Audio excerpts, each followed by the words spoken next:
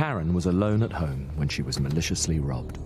The thieves were in and out in moments but took more than £2,000. By the time she realised, both they and her money were long gone. All she can remember was responding to an email from what she thought was her bank, asking her to confirm her security details. That was all the invitation the criminals needed. You can't see cybercrime, but there are ways to avoid it. At Barclays, we'll never ask you to confirm your security details by email.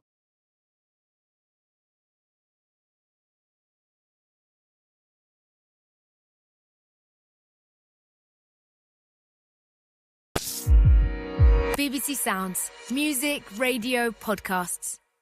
Hello and welcome to the Media Show podcast with me, Amol Rajan. This podcast with Andrew Neil was recorded on the afternoon of Monday the 8th of March. That is, before Harry and Meghan's interview with Oprah had appeared on ITV and an eternity before Piers Morgan left ITV. Hello. In 1983, the Sunday Times was a staid and liberal title that had never quite left the 1970s. Rupert Murdoch made the brave, many thought reckless decision to give the editorship to a 34-year-old, wonkish grammar school boy and Americophile who had never done a day's work at a national title. In so doing, he effectively launched the 40-year journey of this scribbler from Paisley, just west of Glasgow, to the summit, not of the British establishment, with whom he often went to war, but the British media. He would go on to remould its posh English peaks in his own Scottish and singular image. He would become Britain's most famous newspaper editor, the whopping revolutionary who managed to infuriate Murdoch, the Queen and the Prime Minister with a single splash story, the founding chairman of Sky, Britain's most feared TV interviewer, the publisher of several magazines, including The Spectator, and now the chairman of a news network, GB News, causing conniptions in the BBC from which he is estranged. My aim here is to understand who he actually is and what exactly he's plotting now. There's a lot to talk about with Andrew Neil. Andrew, welcome to the show. Thank you very much indeed for making the time for us when you're busy. Thank you. You've agreed to talk about that career as well as GB News, which we're going to come on to. But I want to start with a tension that I've never quite resolved. Years ago, when I was falling in love with the romance of newspapers as an undergraduate, I read your book about the Sunday Times, full disclosure. And I thought back then that you came across as the consummate insider, lunching with the Prime Minister, knowing the rich and famous. I've lived a bit since then, done a few different jobs, and I reread the book in preparation for this interview. And I'm now struck by how much of an outsider you were to Fleet Street, to London, to the Murdoch Empire, to the BBC. So help me, are you the outsider who became an insider, or the other way around? Well, I am an outsider, but you can't do all the jobs that you've just been through without becoming something of an insider. I'm afraid that's inevitable in the end. I was an outsider when I joined The Economist in the early 70s. I was from University of Glasgow, grammar school. That was pretty much a public school Oxbridge monopoly there. I was certainly an outsider when I went to Fleet Street in the form of the Sunday Times, because I'd never even worked in Fleet Street before, as everybody very kindly pointed out. So most of the job, even something of an outsider at the BBC too, which never really quite embraced me, though they did give me lots of good shows and I had many happy times there. I've always tried to retain something of the outsider. So, for example, I'm not in the least bit interested in all the baubles that the state may have to offer, knighthoods or peerages or anything like that. I simply believe that journalists should not accept awards from governments that they are paid to hold to accountability. And I've never really tried to be on the inside track, joining the right clubs, meeting the right people, getting close to the right people. I've basically kept the bunch of friends I had 20, 30 years ago. So I am an insider now. You can't deny that. You can't be The Economist, the Sunday Times, the Scotsman, Sky, the BBC, without being the Spectator, without being something of an insider. But I've always tried just to keep my distance a little bit, keep myself honest. And yet you've quite often found yourself in, if not open warfare, in confrontation with your employers. We're going to get on to Rupert Murdoch. You mentioned the BBC. What is it about journalism and what is it about you, which means you've so often been in tension, shall we say, with your employer? Well, part of the problem is that if we get, and this was particularly true of the Sunday Times, but it was also true at times of The Economist, that if we got really good stories, I was always keen to pump these stories out, which meant I did a lot of television and a lot of radio. and gained a certain notoriety, or at least a certain profile, by doing that. And there were others working in the vineyards who rather resented, actually including Rupert Murdoch, the profile in the public eye that I had achieved. And I think that caused some tensions. Why is he always getting the publicity? Why not others? You know, I remember Rupert Murdoch at one stage he said, people think it's your Sunday Times. It's not, it's my Sunday Times. Well, we're talking in the aftermath. You mentioned your profile. Another word for profile, of course, is fame. We're talking in the aftermath of Oprah Winfrey's interview with Harry and Meghan, which we might come back to. But do you think it's been easier for you to be an effective journalist by becoming more and more famous? I think it has, in a way, because I think it gives you more openings. I think it means that you can push a story out. People listen to you. People know who you are.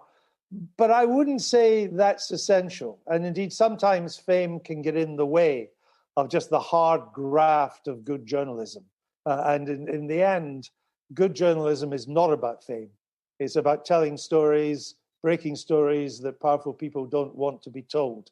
And that's got nothing to do with fame at all. So I think it's a double-edged sword. Yes, fame can be good, can help your newspaper, help your magazine, help get publicity.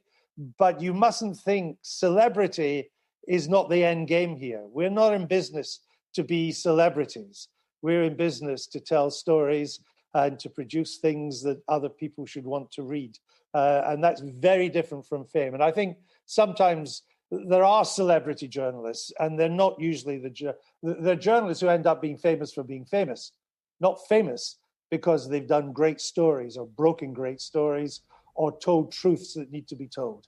Well, let's go back to a world long before you were famous. You were born in 1949 into the post-war boom. You turned 18 at the peak of the swinging 60s. Your father had been a desert rat in the war. Your mother had worked in the cotton mills. What were their politics, and how did it shape and affect you? My mother and father were both working-class Tories. What does that mean in practice? They voted Conservative. And I guess they were also somewhat deferential. I mean, at that time in the 50s, as the 50s went on, Harold Macmillan would have been the Conservative leader and Conservative Prime Minister. He was a posh guy, though he'd come. His grandfather, I think, had been a crofter in the Highlands. They would have liked the Scottish connection.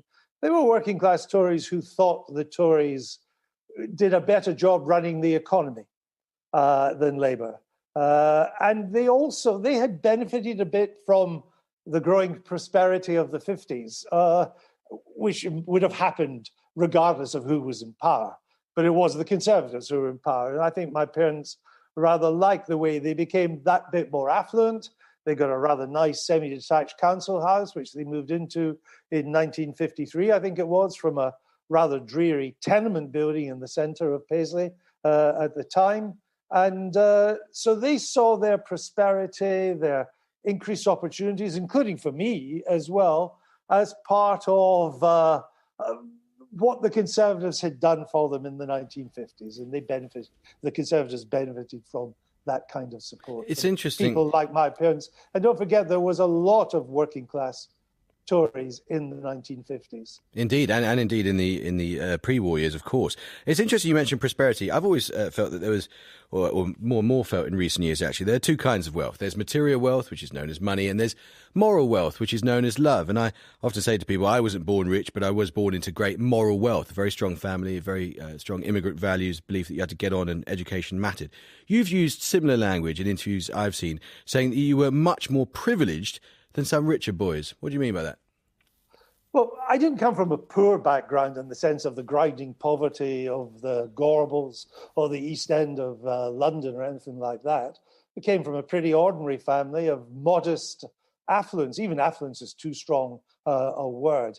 But we weren't starving. We weren't short of food. We had a nice house. We had a garden at the front, a garden at the back. We didn't own it. We rented it from the council. I went to a decent school, which had just opened in 1954. Lancraig's Primary set me up well for my 11 plus.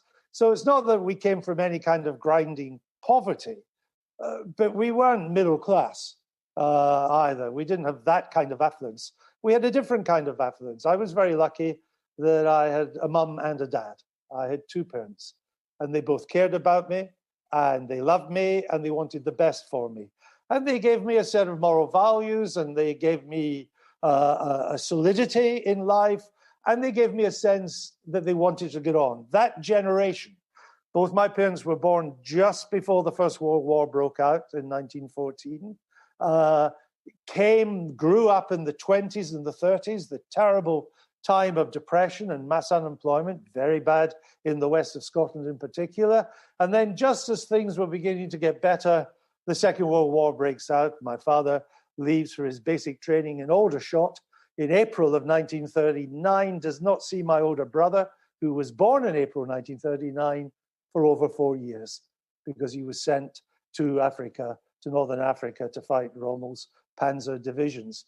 And then they came out of that and eventually got a bit of affluence after the Second World War. They were, as Tom Brokaw, the great American, the greatest generation, described in America, the greatest generation.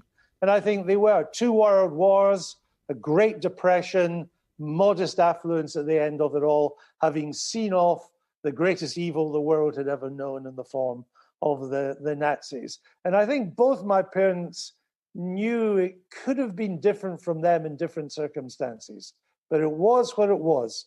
And what they wanted me to have were the opportunities and the education that they never had. And that's what they instilled in me and what I took advantage of. So that in many ways was privilege. I have lots of rich friends now, and I know some of their kids and all the rest of it. These rich kids did not, in many ways, have as privileged a background as I had. Well, you fulfil their promise of getting a great education. You went to Glasgow University, which has produced countless characters of political renown, including Adam Smith, of course. When you left, you became chairman of the Federation of Young Conservatives, and you wrote a few speeches for Ted Heath. No, not the Young Conservatives. That's very different. Federation of Conservative Students. Of Conservative Students, forgive me. Obviously, intellectually, far superior to the Young Conservatives. I think it was the BBC's Nick Robinson was chairman of the Young Conservatives. In a different generation, I think he'll forgive me for saying. I let my case rest. Well, exactly. But you wrote a few speeches for Ted Heath from 22 Old Queen Street in London, which is just 2 doors down from where you are now with the Spectator. What were your politics at that stage, and did you think you were going to go into politics? The answer was I did think I was going to go into politics. I did write a couple of speeches for Ted Heath when he was Prime Minister. It was the most soul-destroying experience any speechwriter could ever have. You just wanted to rush up to the podium, push him out the way, and tell him, this is how you should read the speech. This is how you should do it. Ted had the ability to kill any speech that you had. When I became chairman of the Federation of Conservative Students, there was no money in it. And I just graduated from the University of Glasgow. They wanted me to come down to London. I said, how can I do that? I've got no job, no income. And because they were used to people that had private incomes and so on. But to be fair to them, they gave me a job in Conservative Research Department. And that paid me while I was doing the job of Federation of Conservative Students chairman. My politics then were very Heathite. They were certainly on the left of the Conservative Party. By the standards of Tony Blair, they were largely to the left of Mr. Blair as well. I believed that government should intervene. I believed in regional policy. I believed in the market economy, but I believed in regional policy, and the government had a role in making sure the economy performed properly. It was very much Harold Macmillan's middle way. I had done economics at the University of Glasgow, political economy, as it was called there, and that was very much the ethos of that economics department as well. So I was very much in the mainstream, in the middle. I remember being very upset when Ted Heath would not bail out Upper Clyde Shipbuilders, the shipyard that was going bust. And then something happened to you. Forgive me. Then something happened to you, which happens to a lot of British journalists. Happened to Harry Evans, happened to Paul Dacre, which is that you went to America and fell in love with the place. Just give us a sense of the heady sense of opportunity you felt when you went to America, quite a bit later on. Well, the crucial thing about me going to America was the timing. So the kind of broad politics that I believed in, from Harold Wilson on the centre left to Ted Heath on the centre right, had been the politics of Britain since the 1950s onwards. And by 1979, it had led to the winter of discontent. It had led to a country that was regarded as the sick man of Europe. And it had led to a country that was regarded to be in inevitable and perhaps irreversible decline. And of course, I had been a supporter of these policies, incomes policies, intervention in the economy, all the rest of it. And I went to America and began to think more, see more of what a vibrant market economy can do, of the importance of markets, the importance of competition as an insurgent, as a disruptor, not as an establishment vehicle at all, but a way in which America would break up big companies because they were too powerful. And the importance of and also of social mobility, the importance of, it doesn't really matter where you come from, nobody asks you what school you went to, even what university, just how good are you? And all that rolled in my time in America in the late 70s and early 80s. And when I came back to Britain, I had become much more in favor of market economics and much more suspicious of government intervention than I had been before. And it was you were sent out there by Alistair Burnett, who's your friend and mentor, the late Alistair Burnett, who went on to be... No, I was sent out by Andrew Knight. Andrew Knight, who is the editor. Alistair Burnett had gone by 74. So this was at The Economist, and it was a relationship, a connection with one man that really, I suppose, changed your life. And that wasn't Rupert Murdoch. That came later. It was someone called Erwin Stelzer who changed your life, wasn't it? Just tell us who Erwin was and what the organisation NERA, NERA, that you guys set up that led to your meeting Murdoch. Well, Erwin Stelzer, a Jewish kid from New York, either the Bronx or Brooklyn, I can't remember which, a brilliant man, has a PhD in, he was Dr. Erwin Stelzer, PhD in economics, Ivy League University educated, came from very ordinary background. His speciality was microeconomics, which is the economics of the market, not of government policy. And he was brilliant. And I met him through mutual friends when I was the Economist North American correspondent. We hit it off. I think he saw some similarities in me as the working class kid from the west of Scotland. He was the working class Jewish kid from New York. We became good friends. I didn't know that he was friendly with Rupert Murdoch. I didn't meet Rupert Murdoch. I didn't meet Murdoch in America when I was over there. But Erwin and I really hit it off, and he became my supporter. And he mentioned my name to Murdoch, and that's what led to being interviewed for the Sunday Times. So Erwin Stelzer, along with others at The Economist at the time, were a huge intellectual influence on me at that time. So when you went in to meet Rupert Murdoch, presumably this was in Gray's Inn Road, was it, the old headquarters of the Times? Yes, it was just after the famous Hitler Diaries scoop of the century. So he was looking for a new editor, mate, perhaps? Yeah, well, I think he was anyway, but it hadn't helped the existing editor of the Hitler Diaries. It turned out to be a load of old cobblers. Were you terrified? I wasn't terrified, but I was apprehensive, and I wasn't quite sure what he wanted either. I didn't think he wanted me as editor. Indeed, when I saw him, I thought that he was going to make Alistair Burnett, my old mentor at The Economist, would make him editor of the Sunday Times, and he wanted me to be deputy, a position I would have gone over hot coals to take. But it transpired after the second interview, I saw Mr. Murdoch twice, that he actually wanted me to be editor. I was quite gobsmacked by that. I was hugely surprised. I really worried and wondered if I was up for it, but I was also hugely excited. I mean, in these days, the Sunday Times was the greatest Sunday newspaper in the world. And it was about to get better.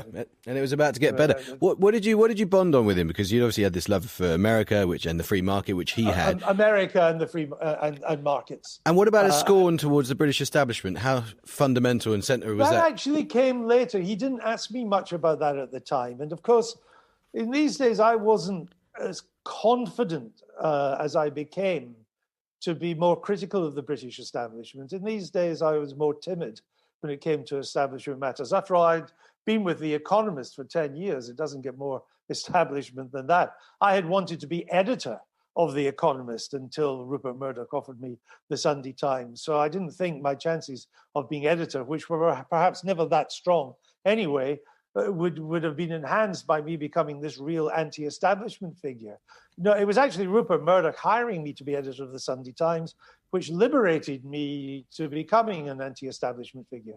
Let's talk about what you did with Rupert at the Sunday Times. I say Rupert, I'm not on first name terms with him. Let's call him Murdoch. I mean, eventually you got so close to Murdoch and the Murdochs that you regularly spent Christmas Day with him and his kids in Aspen in Colorado. Elizabeth, Lachlan, James running around. You were there on Christmas Day. You were part of the family. Do you remember what the family dynamic was back then? It was quite a tough family, actually. They used to play all sorts of word games that involved Latin phrases. So you had to be pretty tough. It was a highly competitive family. It was a very well brought up family, Anna Murdoch in particular, Rupert's second wife, with whom he was married for 30 years, good lady from the west of Scotland. She was a very good mother, it's not easy bringing up rich kids. It's pretty hard not to spoil them. But I think she did a pretty good job, especially when Rupert wasn't there all the time. I had a long honeymoon with Rupert Murdoch. Indeed, I was surprised that it lasted as long as it did. There was a long while when I was one of his inner circle, involved in things way beyond the Sunday Times. He would get me to come out and host conferences in Aspen involving things that weren't just about newspapers. And I enjoyed that. I was in the inside track. I even got to meet Donald Trump in 1986 in Aspen. I met him. He came to Rupert Murdoch's New Year's Eve party with some Playboy bunny, I think it was, at the time, because he had a house in Aspen. And he said to me, "I hear you're editor of the Sunday Times of London." And I said, "I am." He said, "I should be on the cover of your colour magazine. I hear you have a great colour magazine." And I said to him, "Well, why would I do that? No one's ever heard of you." And he said, "That's why you should put me on the cover." Did you grant his wish? I didn't. He never got that wish, but it did make me laugh. He knew no shame, and that nothing would stop him from promoting himself, even at a New Year's Eve party. Well, you'd established yourself in Murdoch's circle by then, but let's just think about what it was like for you. You were 33 when you were given the job, 34 when you started. It was on a plane from New York just before you started the job. You had a panic attack. The air hostess had to hold your hand. I wonder what it was like for you on day one as editor, surrounded by all these mighty forces. I should confess that on my first day doing a similar job at a newspaper, I had this terrifying moment when I had to do what's called paging up, where you look at the flat plan, which is the layout for the next day. And I'd never worked on the news desk. I came up through the comment desk route, and I was absolutely baffled by this grid of 64 pages in front of me. It could have been in Mandarin, and it was absolutely terrifying. You must have had similar moments. You'd never worked at a national paper. Here you were in the mighty Gray's Inn Road. Rupert Murdoch's given you this job. Did you have any idea what you were doing? Well, don't forget, I had been editor of the Glasgow University Guardian. Oh, of course. Sorry, I overlooked that. You can't get a better training than that. I did know how to put pages together, not quite on the same scale as the Sunday Times. I was apprehensive too and a little bit frightened. There was not exactly a lot of warmth to me. I think I was the youngest person on the staff. There were several people there who thought they should have been made editor. I was clearly Murdoch's appointment. That didn't endear me to them either. And it was a tough time. I wasn't sure how long I would survive. I thought there were a number of people there that didn't want me to survive either. When I look back, I might have overdone all that. I think I was probably too robust. I probably took too many decisions too quickly. I probably got rid of too many people too soon as well.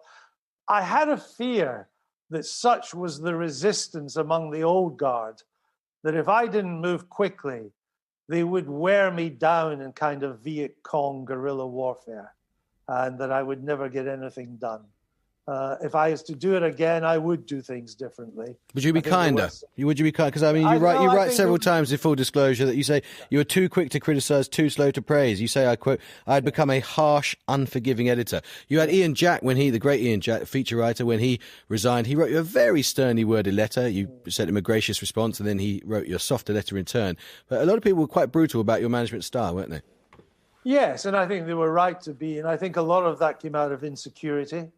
And also, I think a lot of it came from lack of experience, of realizing there were many areas that I didn't really know what I was doing. And as I say, if I had to do that again,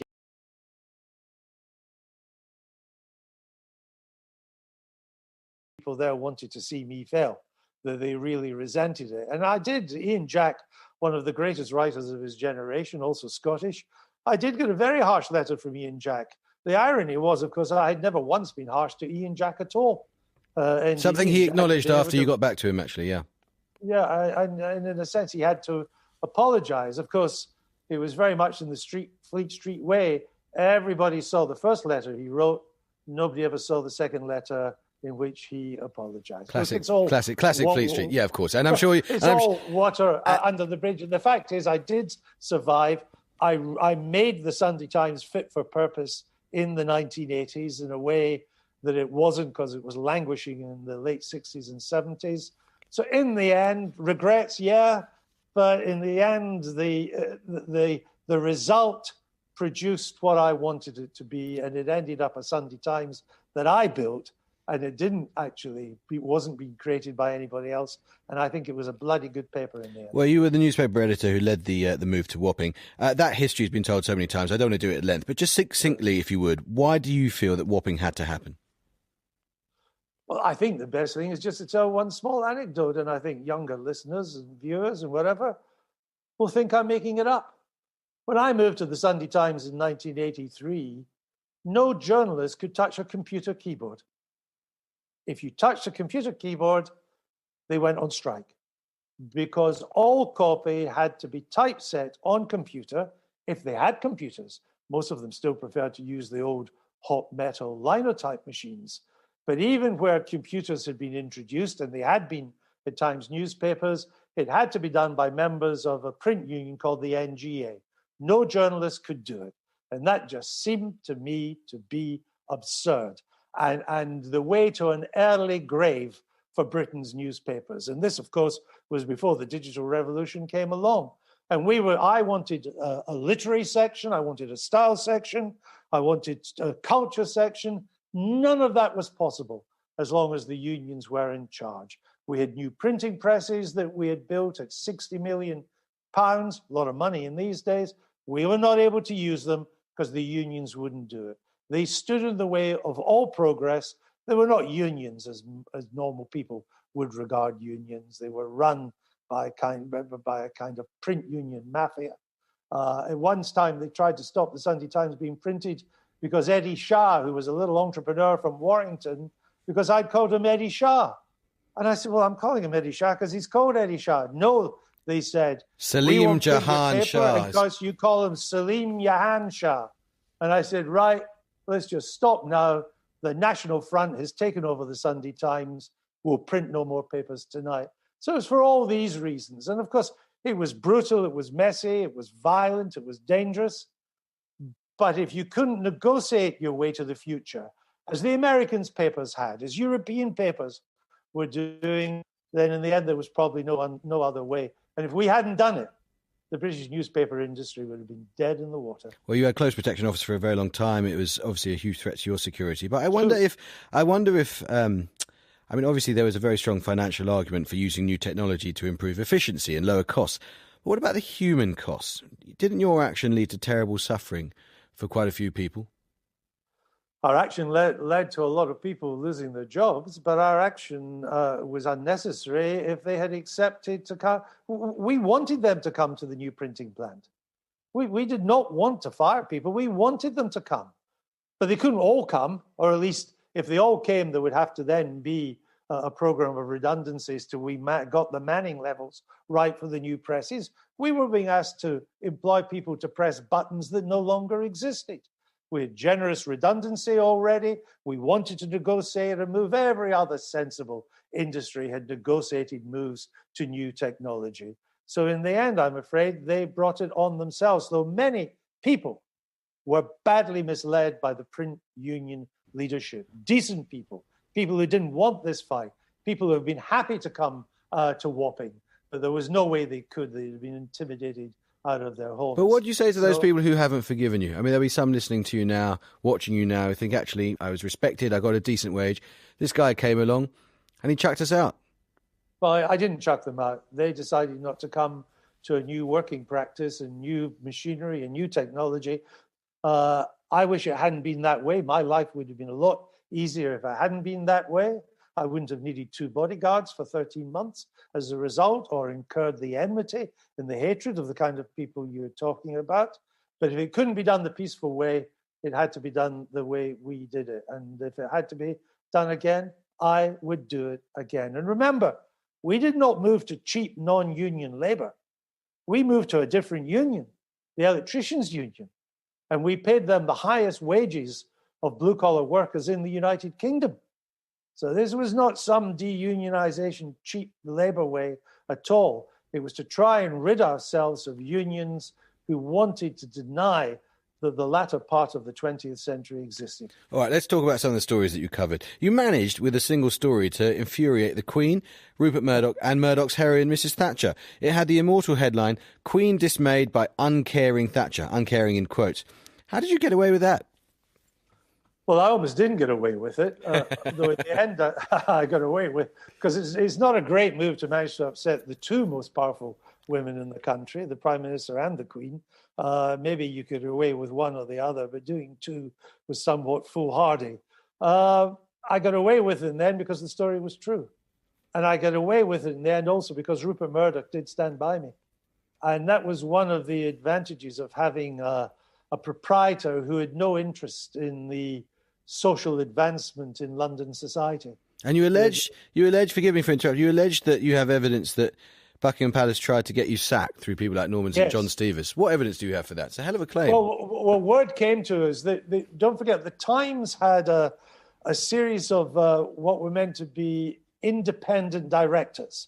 These were directors that Murdoch had to appoint as part of the price for buying the Times and the Sunday Times in the early 80s. And they were terribly well-connected establishment figures at the time, including with a number of lines into the palace. Hugh Trevor Roper of Hitler Diaries fame, Lord Drogheda, who was a great friend of the royal family. And the word came back to me because the independent directors got involved. They hated the story. They were very upset that if they could get Michael Shea, the press secretary of Buckingham Palace, to resign, would I be prepared to resign? And I remember saying, I'm just with the press secretary. I'm editor of the Sunday Times. And they then came back with the implication that William Heseltine, who was then the private secretary to the Queen, probably the most senior official in the palace, well, what about if he resigned with the editor of the Sunday Times resigned? And in the end, it was Alistair Burnett, my old mentor from The Economist, who was also an independent director of Times newspapers, who said, why are we talking about Andrew Neil having to resign? The story's true. We all know the story's true. Why is resignation involved in it? And in the end, Rupert Murdoch had to get involved and say to them, you're appointed to defend the editor, not to get the editor fired. And that brought it all to an end. We're speaking amid the most astonishing briefing war from among royal circles. What did and we'll come on to Oprah Winfrey's interview technique in a bit, but what did your experience of those stories teach you about the House of Windsor's fondness for spin and deals to get rid of people that weren't compliant? Well, it taught me that when their backs were up against it, they were prepared to lie. But it always also taught me that they were not very agile in dealing with a bushfire that was in danger of turning into a forest fire, that they were slow to react, that they were quite leaden-footed, that they were not used to being in the frame in this way, and that provided you stuck to your guns and you were sure the story that you had told was true, then you could see them off. Not without a few heart-pounding moments, but you could see them off. I think they've probably got a lot better since. They've been bloodied a lot since that story way back in 1986. But they are formidable. You don't take them on unless you're up for the fight. Well, they have so much leverage, power levers that they can deploy. Did you ever give public airing to the idea that HIV does not cause AIDS? Yes, our medical correspondent at the time thought that lifestyle played much a role in HIV as a virus itself. And I think in the end he turned out to be wrong, but we certainly published articles to that effect. Do you regret the extent to which you gave that view airtime, given the Yes, atmosphere I do, at the time? In the sense that it turned out not to be proved. There were two parts to this story. I mean, I don't want to go in for kind of digital archaeology. There were two parts of this story. One, I think it was right. One was that the government campaign to deal with HIV, and I think people forget how frightening it was at the time. It was a bit like the pandemic in many ways, that we didn't know how to deal with. We didn't know what it was, but it seemed to be a monstrous evil. The government campaign at the time tried to say that everybody was vulnerable, that everybody could get HIV. And I thought that that was wrong, and so did my medical correspondent. And we wanted the campaign to be much more focused on those who were most vulnerable, because we thought that would save the most lives. And I think that part of the campaign was right. There's a nuance to that. Yeah. There's a nuance to that which you don't find on Wikipedia, do you? And I don't result of that. Because that medical correspondent had turned out to be right on that, he then said, citing some very well-known scientists as well, that he thought lifestyle behaviors were more likely to be a cause of HIV than the virus itself. So having got the first bit right, I went along with the second bit. I think the second bit was a mistake? Do you wish that things had ended on better terms with Rupert Murdoch? Yes, I do, but that was of his making. I'd been with him for 11 years. I produced a very good newspaper. I turned the newspaper around. I'd made it an editorial success d'estime, as well as a profitable newspaper. When I left, it was making £1 million a week. It ain't doing that these days, let me tell you. £1 million a week for a paper coming out once a week's not a bad profit. I left in good heart. I left with no animosity at all. But he doesn't like people leaving. And he is happy to get rid of people, but he doesn't like people walking out on their own terms. So the fact that it turned with some animus was nothing to do with me. Indeed, there were some projects I would like to have continued which could have involved Rupert Murdoch, but they didn't, and it quickly broke down. Since that day I walked out at the end of 1994, he has not spoken a word to me. And, that in a way, that's quite good, because I've seen so many editors and senior Murdoch people who leave and they can't give up holding on to his coattails. They can't give up. Do you think he still likes me? Maybe I could go back and get another job. So in a sense, having that complete break now for, 27 years, no contact with him at all, allowed me to build a post-Murdoch career.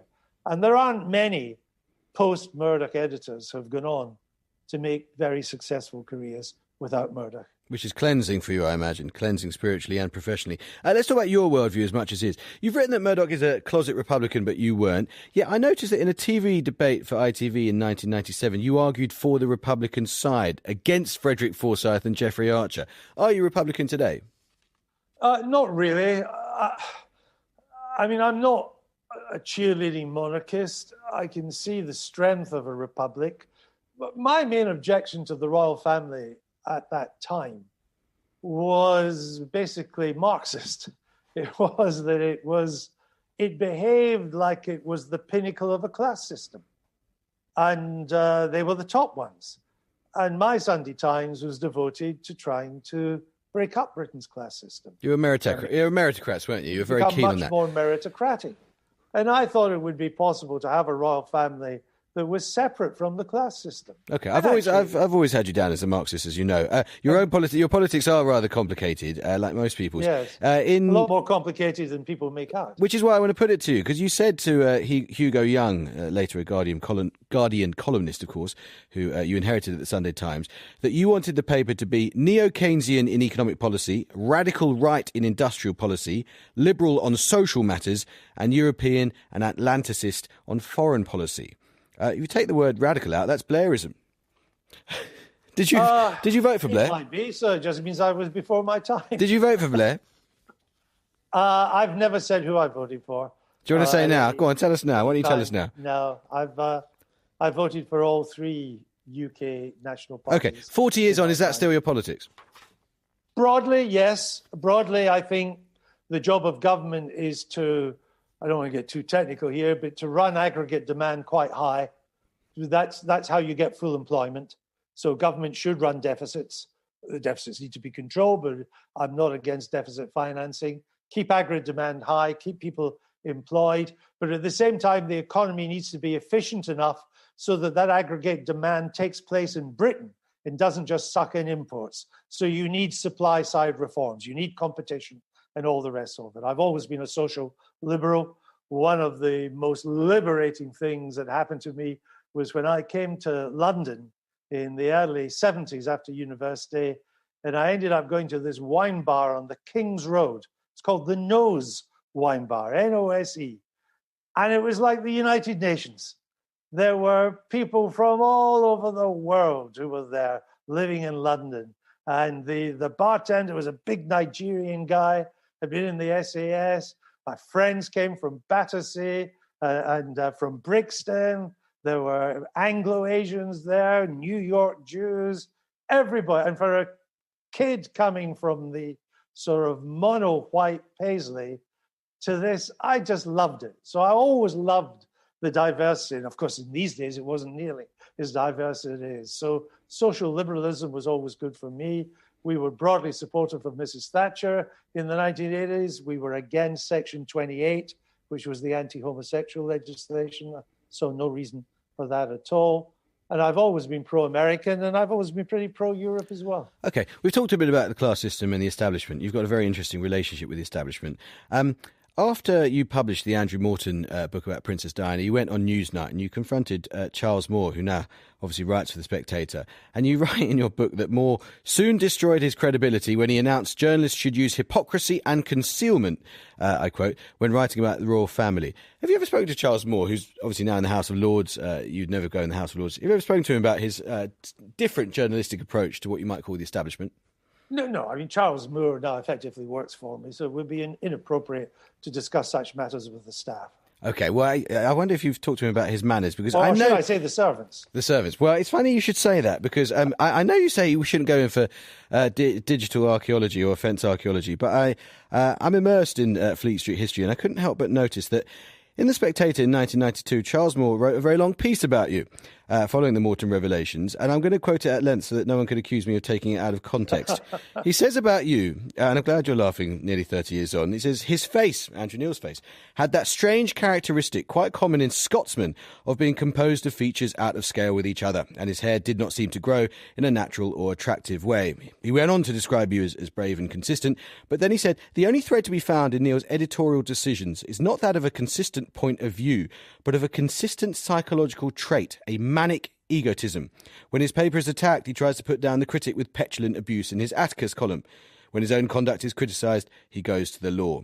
When he sees a television camera, he rushes towards it. Quite well written, this, isn't it? He wants this country to be in his own image. He will not rest until he has peopled this isle with Calibans.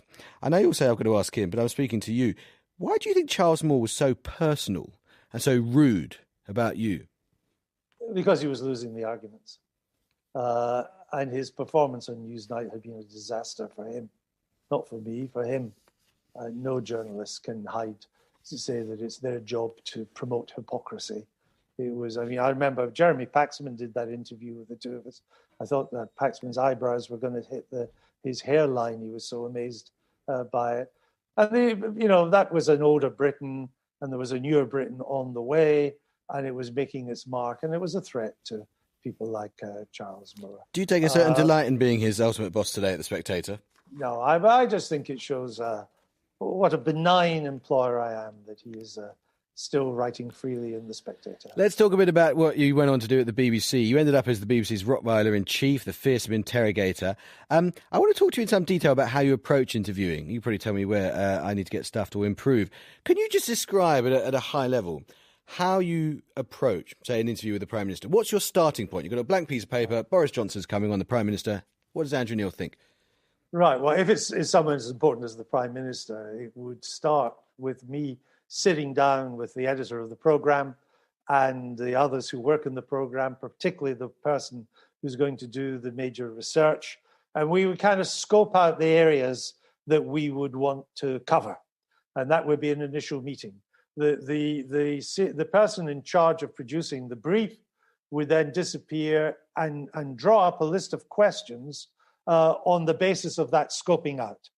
I would then take that and amend it, change it, ask further questions about what's the data for this, if they say this, what's going to happen here.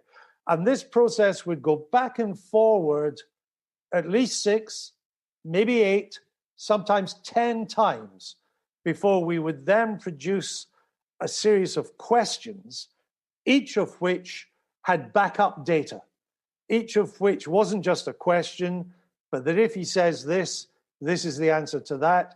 here are the figures you might need if he mentions that, and so on. And so we put together, it was a process of getting the questions, but also briefing ourselves and all the routes the Prime Minister might take as well. And so finally, by about the 10th iteration of it going back and forward, I would also often ask my colleagues at the Spectator for their input too, because they knew a lot of great things as well.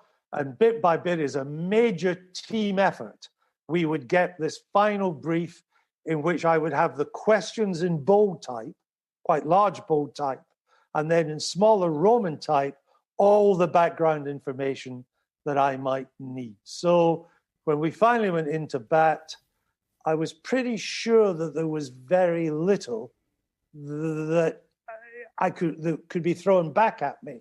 Where you didn't know what was going on. And I've noticed that having said all that, and being that well prepared, I also had to be of a frame of mind that if things went a certain way, all of that had to be sidelined. Yes. And I had to follow whatever I was being told.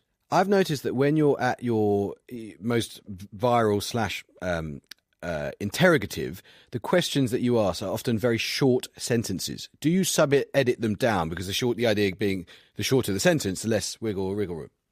Yes. The people who were basically with the Daily Politics and then with Politics Live out of Millbank, the people who I worked with on these big interviews, because it was that team that did them, they were fantastic. I mean, they were the best research resource you could ever hope to have. And Robbie Gibb was part of that, wasn't he, eventually? And he had helped to hire these, as Rob Burley did as well. He hired the best and the brightest, and they were a huge asset to me. And they loved, as young, tenacious journalists, the fact that it didn't matter who we were interviewing, we were going to go for them.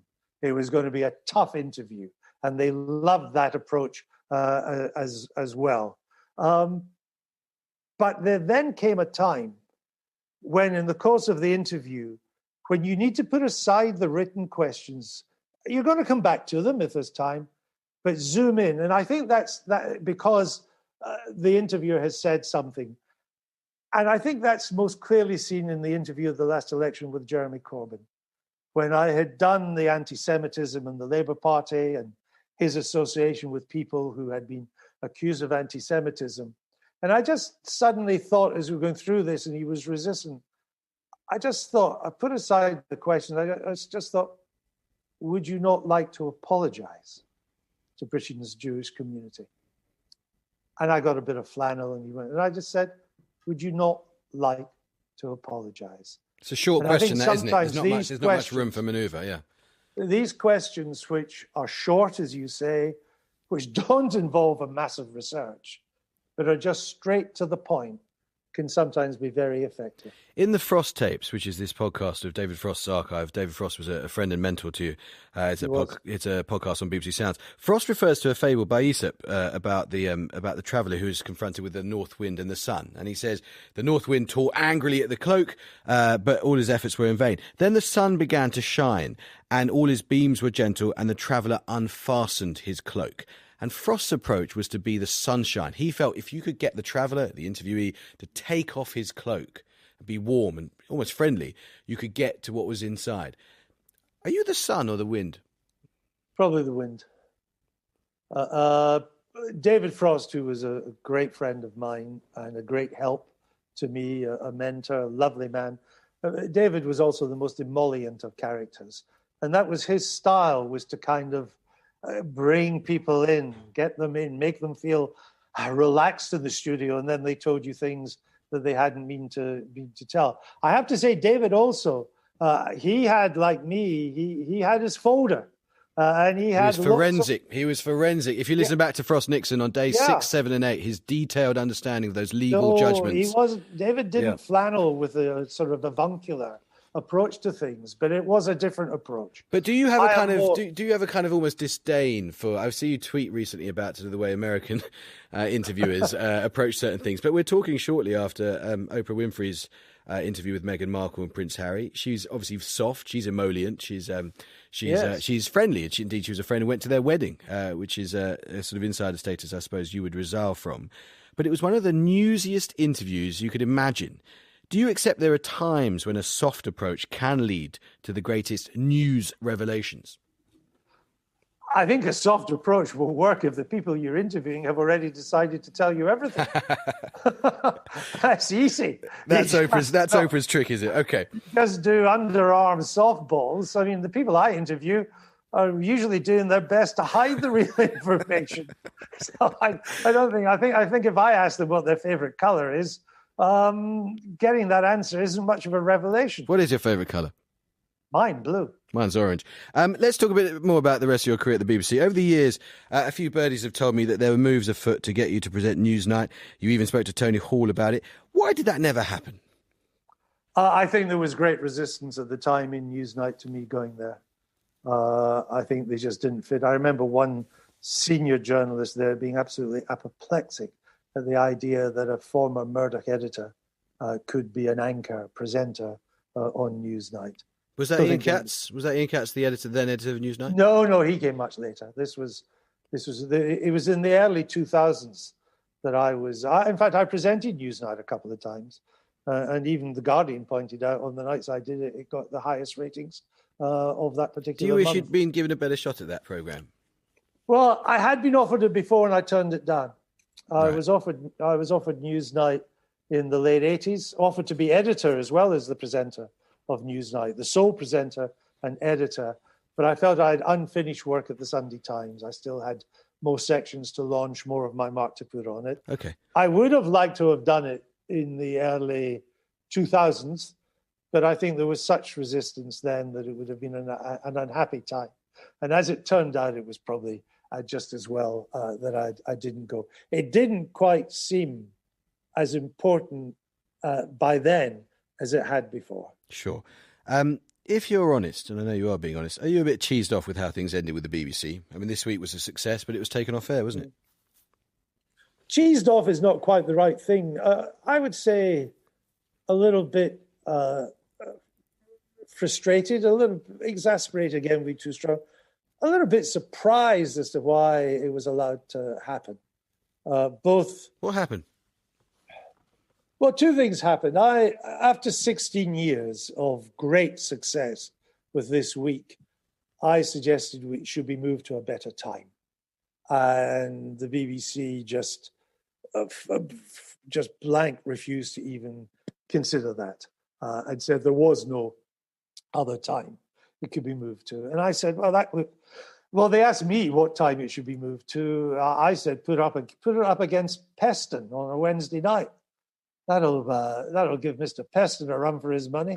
And we could come off the back of the news on a Wednesday night, but they weren't for that. I guess they said to me, yeah, but the problem is you'll also destroy Newsnight as well, and that's struggling enough as it is. So it didn't happen. I didn't think it was my job to schedule the BBC. They don't pay me to do that. I just said, well, after 16 years, I'm not really spending any more midnights in Millbank. I've worked in the vineyards for 16 years. I'm not doing any more. And then the fallback position was to produce the Andrew Neil show, which was doing well, getting good reviews, getting good ratings, often beating Channel 4 News at 7:00 on a Wednesday night. But they just took that off when the pandemic hit, without any explanation, without even calling me to say or explain of what might be coming down the pike. And I thought that was a bit unfair too. So I was left in limbo. This Week was gone. The Andrew Neil show was canned for the foreseeable. And then they decided to can it entirely by then. And I thought that was unnecessary. But there were bigger forces at work. I'd had a good innings. It was maybe time to move on. They then decided, after not being in touch with me for a long while, that they better get in touch and see if there wasn't something they could save. But by then, I think it was too late. And they did make some offers which were quite derisory. One involving doing an interview show that would start the BBC 4 every night. And I just thought... And that wasn't for you. Well, you've got other things that you've moved on to. Just before we get to them... Yeah, and I have no animosity. Look, I was there for 25 years. I had a good time. They gave me lots of good things to do. I became the major... In elections and referenda, I became the major interviewer. going on at prime time and all the rest of it. I left without any animosity. I think it was unnecessary, but I would also say I think the timing was unfortunate for the BBC and for me. The existing DG was on the way out. The new DG had yet to put their feet under the desk. So nobody was really taking... And, of course, Tony Hall was a great advocate of yours. Let's talk about your work at The Spectator before we come on to the future of broadcasting. You became chairman of the Barclay Brothers Press Holdings Group in 1996. Why did they approach you, do you think? I think they wanted... they owned the Scotsman Group by then and the European, but I think they saw that as a precursor to being Fleet Street proprietors. And I think they wanted someone who had worked in Fleet Street for a long while and knew how it worked. And although my job was mainly to run the Scotsman Group, they also had me on tap to help them when opportunities came up in Fleet Street. I think it was putting in place people that knew about the big time. Did they offer you ever the editorship of the Daily or Sunday Telegraph? No, but then I made it clear that neither job appealed to me. The Spectator that you inherited was traditionally, under previous leaderships, quite upper crust, Oxbridge-educated, high Tory. Was that a weird fit for you? Not really, because, I mean, that's what it was. Of course, its history hadn't always been that. I mean, of course, it'd been founded by a Scotsman who ran the Dundee Advertiser. That's about as upper crust as me. So its history hadn't always been that. It had been seen to become that in the 70s and 80s with people like Charles Moore and others, and then Boris Johnson himself had become very Etonian. Of course, Conrad Black was the proprietor, and much as he liked to pose as being the outsider disrupting things, he loved an English public school boy, particularly one that had gone to Eton and one that had gone to Oxford. At one stage, he employed 3 old Etonians as editor of the Sunday Telegraph, the Daily Telegraph, and the Spectator. But it hadn't always been like that. And my main job, as I saw it, was to take it out of being a kind of little cottage industry vanity publication and make it a proper commercial magazine without losing all the editorial ethos that made The Spectator the Spectator. And I think that's what I've done. What's the evidence for that?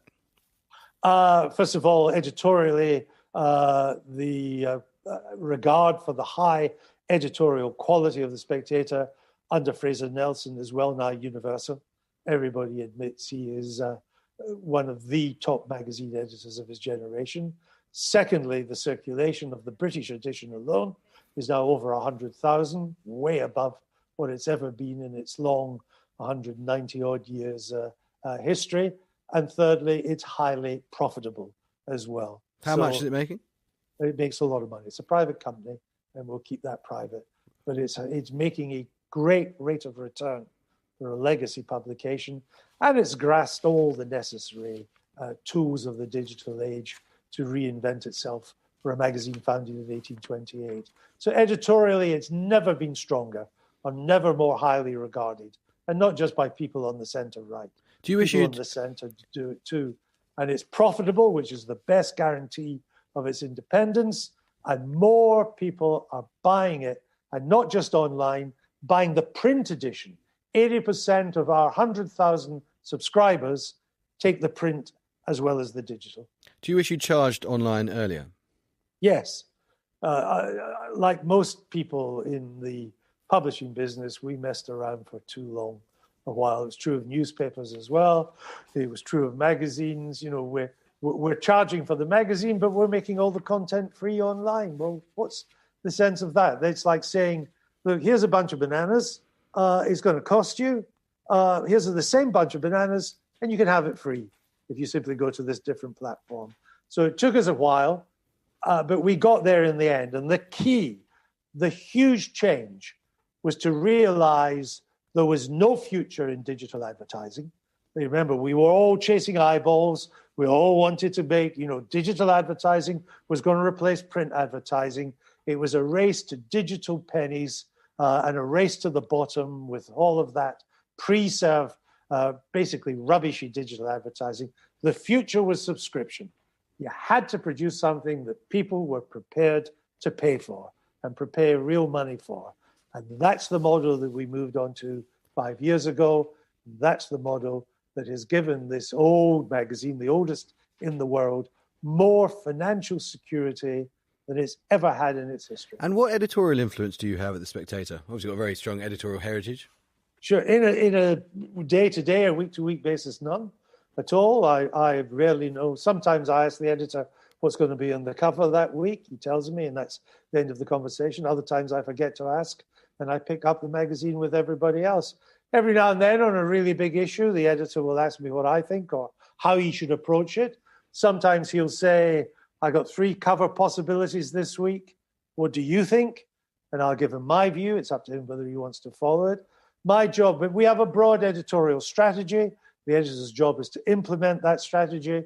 My job is to make sure that he sticks to that strategy.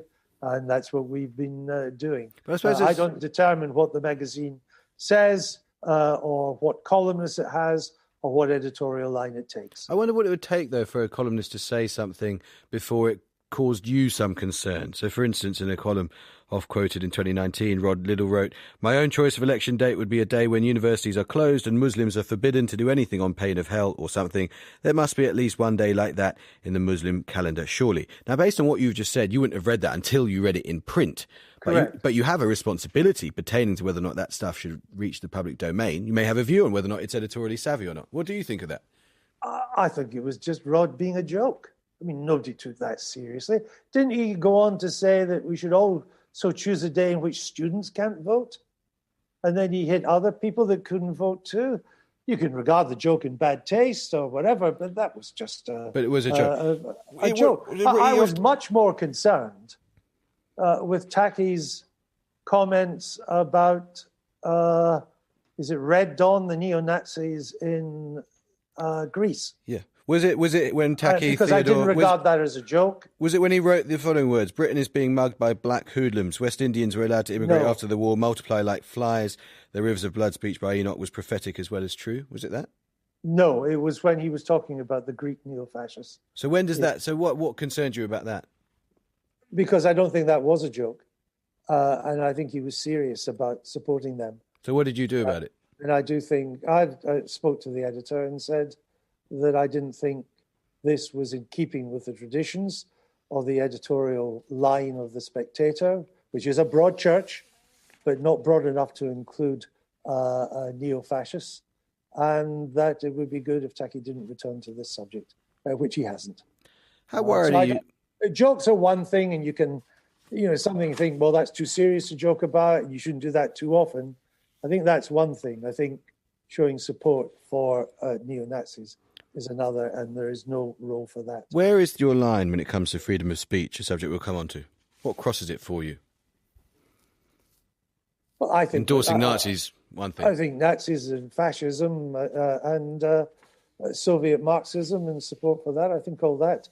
And that's for The Spectator. It's not for me to set freedom of speech lines in other publications or in other platforms. But, the one thing Fraser has done is build up a broad church of The Spectator. I mean, I'm very taken by the fact the editorial line was for Brexit. And I think 3 out of his 4 best-known columnists were all for Remain. So I like that diversity. But I think, we have to have, for a mainstream magazine like The Spectator, it cannot be promoting views that, in my sense, are beyond the pale. And even coming back to the remarks you read out earlier there about Taki's remarks on Enoch Powell, I would not want to see that repeated in The Spectator either. Why? I think that is also beyond the pale because it's not true, it's offensive, and actually, from what that bit you've read, I can't remember the whole context, the bit you've read in itself is racist. Well, we're talking about free speech, which is one of the inspirations for GB News. Just before we do that, and I don't want to leave the BBC behind completely, what did your 25 years at the BBC teach you about whether impartiality was A, possible, and B, desirable? Well, what it taught me was that in BBC News, the BBC News goes to huge efforts to be impartial. It doesn't always succeed. And when it doesn't succeed, it is not because someone has decided to be intentionally biased. it turns out it's because there's a certain groupthink that exists in which almost everybody has the same views and they don't even realize they're being biased. I think that's what it taught me. But I've seen, particularly in the Millbank people that I worked with, they went out of their way to try and be fair and not to be biased. And as I say, I think if there was just a bit more diversity of opinion in the BBC, it would then not fall into the groupthink problem. I think the BBC's bias problem is not in news. It's in its drama and its comedy and its non-factual output, where I think it's pretty much a one-party state. What then makes this a good moment to launch an opinionated political network? What is it about the daily, the hourly culture wars on social media, the age of polarization in which we're living, and so forth, what's just happened in America, that makes you think this is a good moment for us to have an opinion-led news network? Well, I'm not saying it's going to be opinion-led. It will simply come at things from a different perspective than the BBC's groupthink. I think it's always a good time. As journalists, we should always welcome new news channels and new jobs for journalists. More diversity is great. I mean, when I launched Sky in 1989, it was meant to destroy the BBC or an ITV. And so it did none of the kind. It just added hugely to the choice that was available. And if you look at the major news providers in Britain at the moment, they all come from various shades of left, not mad left or anything like that, but from centre left, a bit more left, and then a bit more left than that. But I think a lot of people will hear you and say, what evidence do you have for that? You know, you've written that the BBC News and a lot of news output is too southern, it's too metropolitan. But if you actually go and listen to local news in Leicester or Scunthorpe or Huddersfield, it's not liberal left, it's not Ramona stuff, it's local news from local journalists. I understand, but I'm not talking about the local news. Okay, so what evidence do you have that national bulletins lean left? Well, for the BBC, I would say it's a moderate centre-left outlook in the world. Because their metropolitan outlook, they share the same metropolitan values, they have broadly the same look on life. I mean, look, this is not me saying it. Director Generals of the BBC have said it. Andrew Marr has said it. Well, hang on, let's be clear about this. Tim Davies said the BBC may be too metropolitan. That's a different thing from centre-left. Centre-left is a political position on a spectrum. Excuse me, Metropolitan is big cities. Mark Thompson said it was. And the BBC was at its happiest when Mr. Blair was Prime Minister, because the BBC's basically got a Blairite look on the world. It doesn't make them bad people. I share a number of views of Mr. Blair. I've actually written a couple of his speeches. But it is a particular point of view. When did you write speeches for Tony Blair? I helped him when he was leader of the opposition a couple of times. What were you doing at the time? What job were you doing at the time? I was writing The Scotsman. Did you disclose at the time that you were writing speeches for the leader of the opposition? No, look, I gave him a help with a couple of speeches. Come on, this matters. You're here as Mr. Principled. You've got high ethics when it comes to journalism. I think most people would like to know social mobility. And I've said this before. There's nothing new in this. And in the mid-90s, before the election in '97, I helped him. I had an argument with him because in the bit of his speech, I think it was to the 1996 Labour conference, so he was still in opposition. He had asked for some advice on what he should say in education. And I had come up with the phrase that Britain is still a country of educational apartheid. And he came back and he said, I can't use that phrase. And I said, why not? And he said, well, Alistair Campbell says it's not a helpful phrase. And I said, look, it's your speech. It's up to you. You say what you want. But whether you say it or not, we do live in a country of educational apartheid. He said, you're right. And so I think I may use it after all. Who first approached you about GB News? Robbie Gibb of formerly the BBC Millbank Parish. Well, one Sunday newspaper splashed with the idea that this channel, GB News, was sort of his brainchild, and that he was going to be integral to it. Was that story overwritten, or has his role changed? It was overwritten, and Robbie doesn't have any role in GB News. So how come he was the guy that approached you in that case? I don't think he approached because he did have a role then, and he had got to know two of the people who became founders, and the guy who is now the chief executive. and he had been involved in helping raise the money, although a lot of the money still hadn't been raised. So he was in at the birth, or at least at the conception of the channel. And he approached me because the founders wanted me to become the chairman and be a primetime anchor. I was the one that he knew, so he approached me and he came to see me along with the chief executive. So Robbie was the one that introduced me to the whole concept and to the people behind it. GB News is backed by Paul Marshall, the hedge fund manager who used to fund the Liberal Democrats. Very interesting political heritage he has. He later funded the Leave campaign. How long have you known Paul Marshall?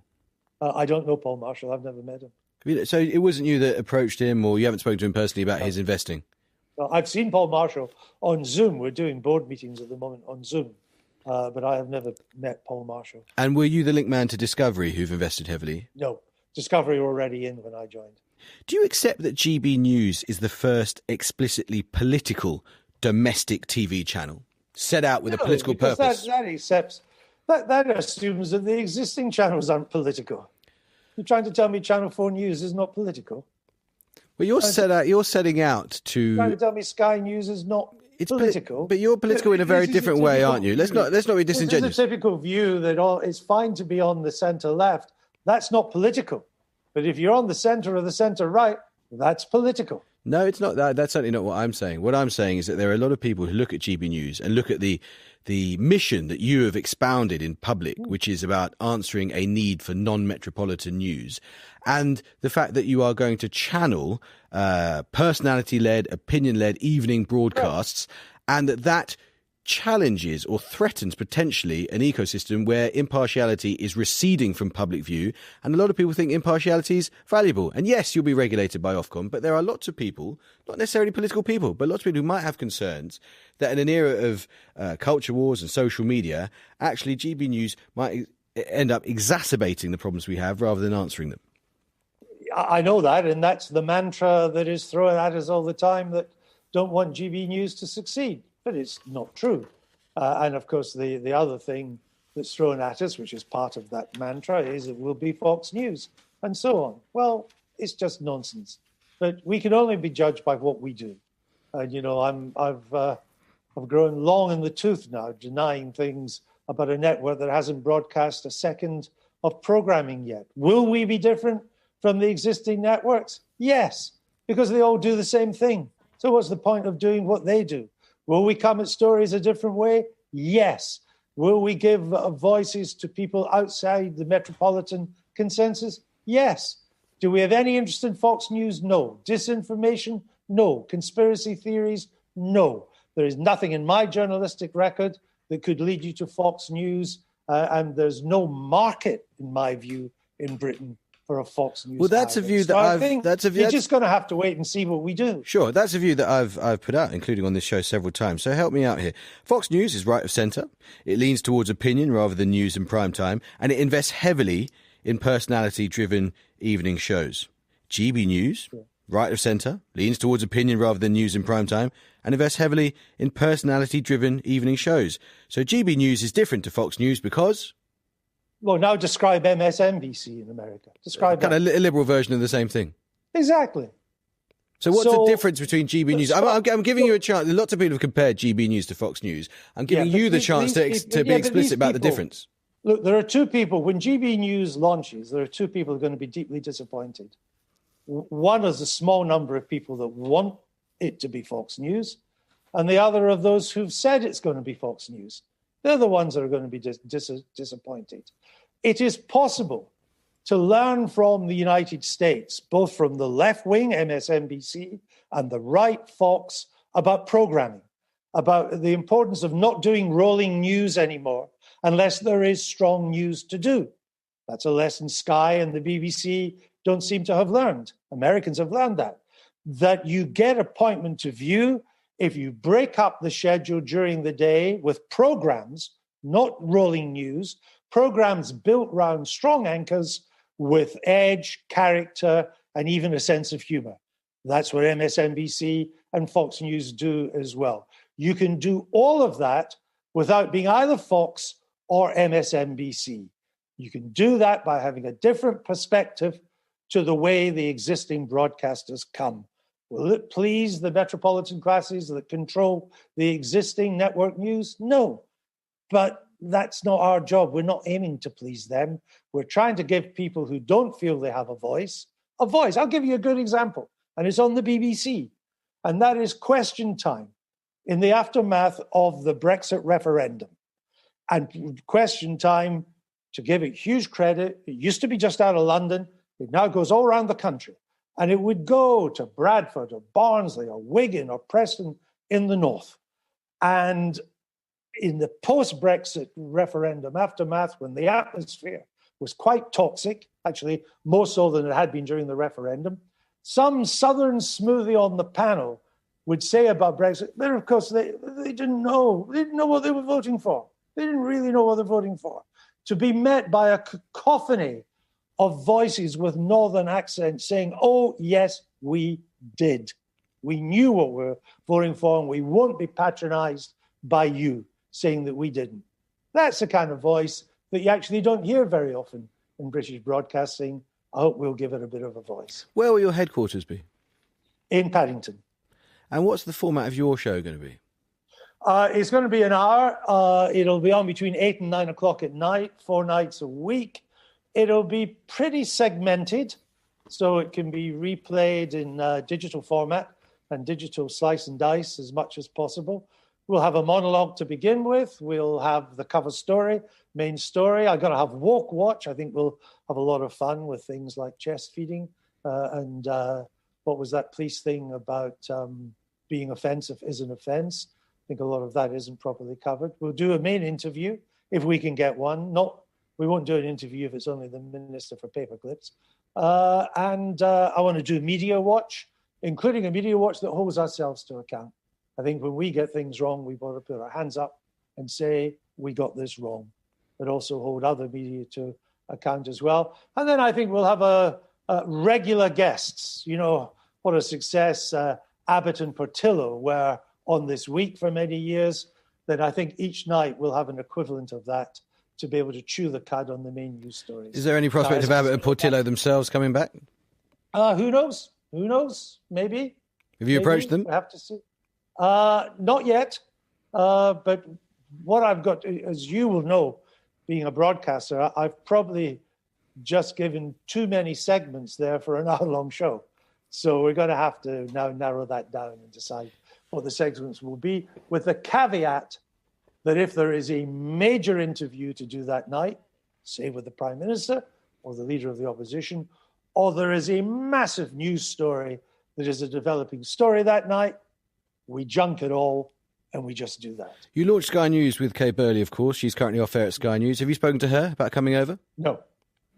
Okay, quick fires. I've read it. I've read various reports. I think they're untrue because I've been trying to check these stories out. About Julia Hartley-Brewer coming over. Is that true? Not that I'm aware of. Rachel Johnson? Nope. Nick Ferrari? Nope. All in a standard story, by the way, which is exactly the kind of problem that we face. Indeed, they published photographs of all three. And that's now gone into the lexicon in the mainstream media. That all three are joining. Nice publicity for you, though, isn't it? News, except it's wrong. Except it's wrong. You say the headquarters would be in Paddington. Can you tell us where in Paddington? What's the building? No, not yet, because we haven't yet signed the lease. Okay. I've spoken to other people at GB News and read what you've written about it. Isn't there a slight tension in what you're saying? Because on the one hand, lots of people who are associated with GB News, I've broken some stories there, say that it's okay, we're going to be closely watched by Ofcom. On the other hand, you're casting yourselves as the revolutionaries who are going to drag British TV into a bright tomorrow. You can't have it both ways. Which are you? Yeah, I don't remember casting ourselves as the revolutionaries. So some of your friends have been doing that. Into a bright tomorrow. Don't forget, I've done this before, so I'm quite careful what I say. Not many people have launched channels before. I have. And so I'm very careful. All I'm saying at the moment is that we are going to launch a channel which will be, like all the others, regulated by Ofcom, which will have nothing to do with the extremes of left and right, which will be mainstream, but will come at stories in a different way from the existing news providers, and in the process add to the diversity and choice of British news. British television broadcast news is among the best in the world. Our reputation is global for it, and not just the BBC. But for it, Sky News is watched in all sorts of markets. To ITN is a wonderful brand. We just think it's got a little bit stale over the past 20 years, a little bit set in its ways. We ended up talking earlier in this interview about a market economy. What is the plus of a market economy? It allows outsiders to come in, to be insurgents and to challenge the incumbents. That's what we're going to do. Do you think you're going to exploit the subtle difference that LBC have shown to exist between impartiality and balance? I don't know, because I'm not really listening to LBC much. You used LBC to work there. Yeah, many, many years ago when you were still in short trousers. Well, I'm not sure I was around, but I know you're going to say. I know you're going to say. Not even a glint in your father's eye. Well, it may well have been. Who knows? Look, I know you're going to say I'm going to ask them, but and indeed I have done and will continue to. But I'm talking to you. So, what's your assessment of News UK's video on demand offer, which they've been developing under former CBS News boss David Rhodes?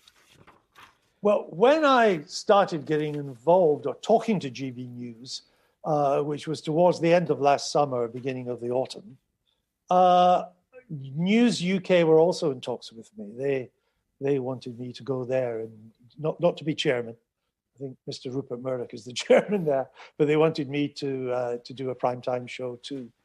And the one thing that I couldn't, and they were really nice. David Rhodes from CBS News was a lovely man to deal with.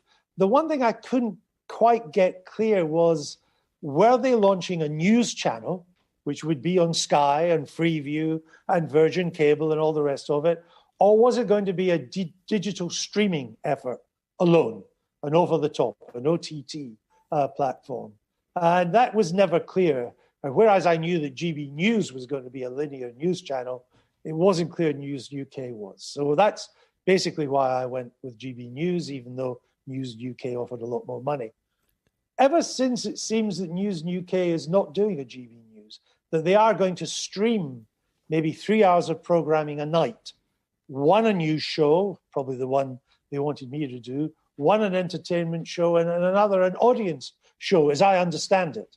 But just 3 hours of programming a night, done over the top, done by digital streaming. So I don't really think that they are competition for GB News. My fear was that when I went into this, it was going to be a repeat of when I launched Sky, and it was Sky Television against BSB of Squarial fame.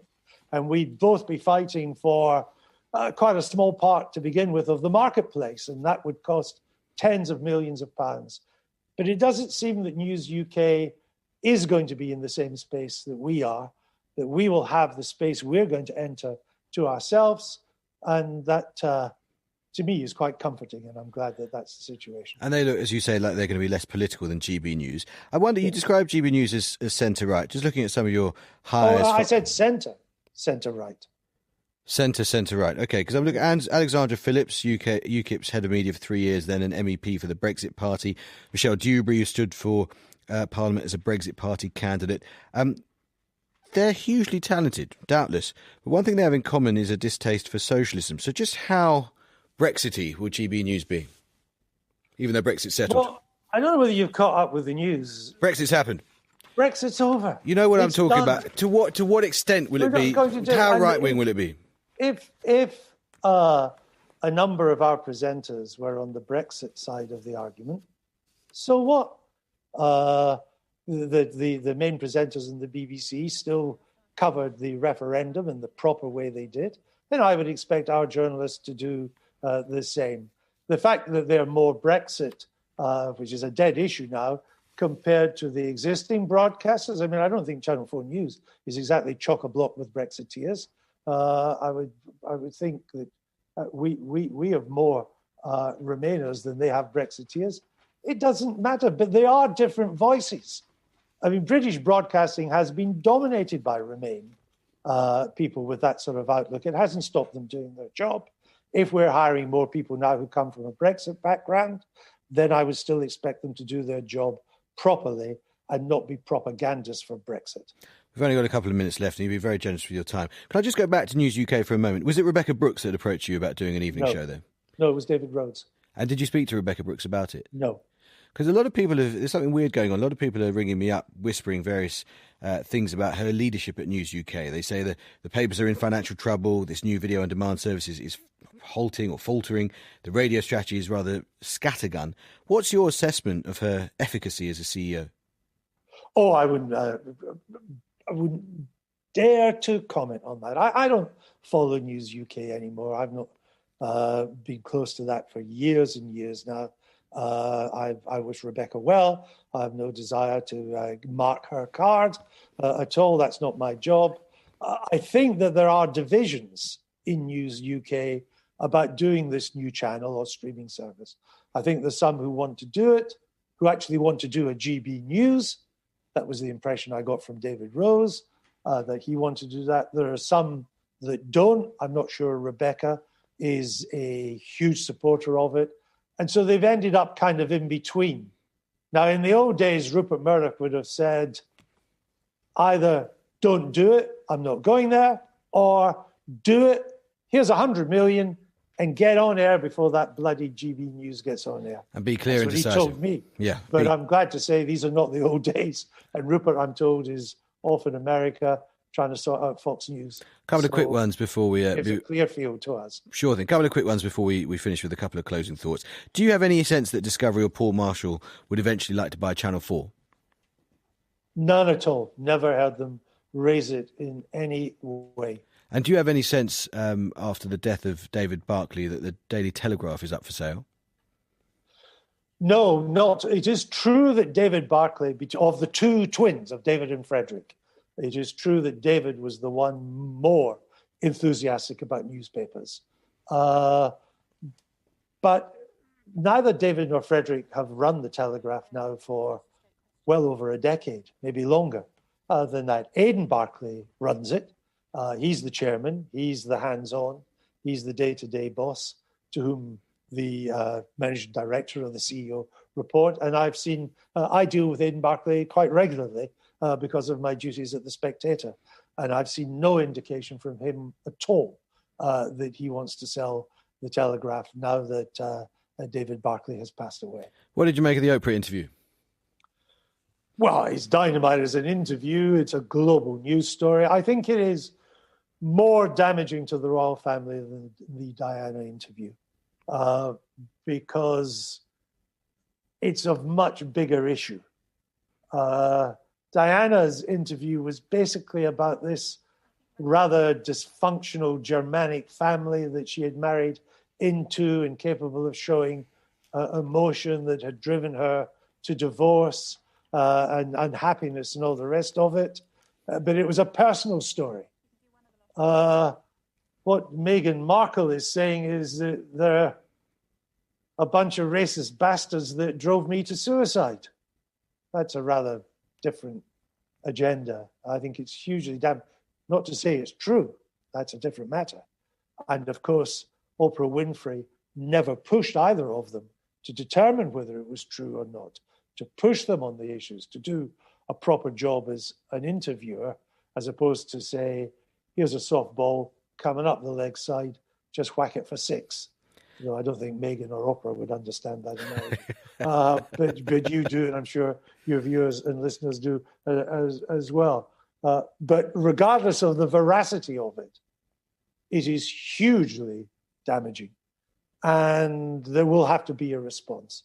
Before I heard the heads, I've not seen the whole interview, but before I heard the headlines, I thought the royal family may just tough it out, just let it go, let it be a one-week wonder. I think such are the issues that she's raised, they can't do that. So it is a crisis time again for the royal family. In preparation for this interview, I spoke to one of your most senior lieutenants about you. They said, the big question about Andrew is, why does he keep going? He's in his 70s. He's a man of significant financial means earned by hard work. You've clearly got a lot of fight in you. You're on the airwaves and you're launching something. This will be my last big gig, my last major gig before heading off to the newsroom in the sky. Andrew Neil, thank you very much indeed for your time.